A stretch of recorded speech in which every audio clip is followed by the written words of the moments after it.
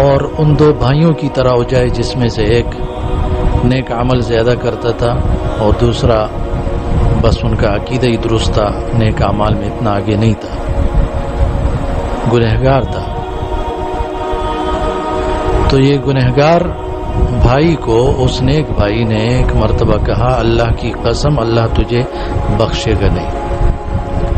بخاری میں یہ مختصر طور پہ ہے اور طبرانی میں تفصیل سے ہے۔ تو آپ کو پتہ ہے کہ اللہ تبارک و تعالی نے اس عبادت گزار کو جہنم میں ڈال دیا مرنے کے بعد، اور اس گنہگار کو بخش دیا۔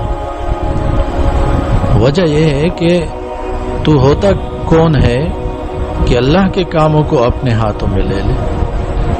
وَمَن يَغْفِرُ الذُّنُوبَ إِلَّا اللَّهُ، گناہوں کا بخشنا، کسی کو جنت میں داخل کرنا یا جہنم میں داخل کرنا، یہ صرف اور صرف اللہ تعالیٰ کا کام ہے۔ تو ہم اس طرح نہ بنے کہ بس دوسرے لوگ ہمیں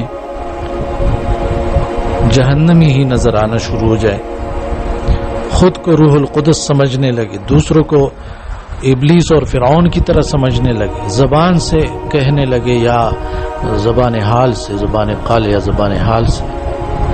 بعض لوگ آپ کو زبان سے کافر اور فاسق اور فاجر نہیں کہتے، لیکن آپ سے رویہ برتاؤ کافروں جیسا رکھتے ہیں، جیسے کہ تو کافر ہو گیا ہے۔ تو ان چیزوں سے اپنے آپ کو بچانا یہ بہت زیادہ ضروری ہے میرے بھائیوں، اور مختصر زندگی ہے، اس میں نیک اعمال کر کے اللہ تبارک و تعالی کو راضی کر لینا چاہیے۔